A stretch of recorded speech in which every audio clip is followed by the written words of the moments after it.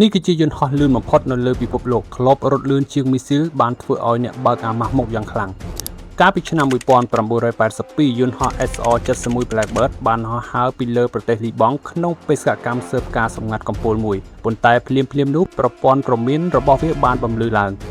ប្រព័ន្ធមីស៊ីល SA-5 របស់ស៊េរីបានចាក់សោវារួចរាល់ហើយនិងបានបាញ់មីស៊ីលប្រហែលនៅរយៈចម្ងាយប៉ុន្មានវិនាទីប៉ុណ្ណោះប៉ុន្តែក្រុមនាវិកមិនបានភ័យស្លន់ស្លោនោះទេពួកគេបានបង្កើនល្បឿន Blackbird ដល់ដែនកំណត់របស់វាឆ្ពោះទៅប្រទេសម៉ាល់តាក្នុងល្បឿនជាង3ដងនៃល្បឿនសំឡេង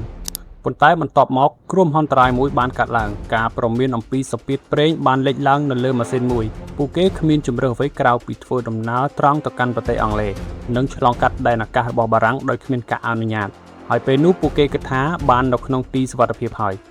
ភ្លាមនោះយន្តហោះចម្បាំង Mirage 3របស់បារាំងមួយគ្រឿងបានលេចមុខឡើងហោះនៅចម្ងាយត្រឹមតែ10 feet ប៉ុណ្ណោះអ្នកបើកយន្តហោះ Mirage បានទាមទារលេខកូដអនុញ្ញាតរបស់យន្តហោះ Blackbird ប៉ុន្តែជំនួសឲ្យការភ័យស្លន់ស្លោអ្នកបើកយន្តហោះនៅកៅអីខាងក្រោយបានឆ្លើយតបដោយកាយវិការសាមញ្ញមួយគាត់បានប្រើម្រាមដៃកណ្ដាលលើកទៅអ្នកយន្តហោះ Mirage រួចប្រើបច្ចេកវិទ្យាបំបាំងកាយហោះបាត់ខ្លួនទៅលើមេឃឆ្លងកាត់ច្រកសមុទ្រអង់គ្លេសក្នុងរយៈពេល2នាទីហើយបានបញ្ចប់ការរត់គេចខ្លួនដ៏ក្លាហានបំផុតមួយក្នុងប្រវត្តិសាស្ត្រអាកាសចរណ៍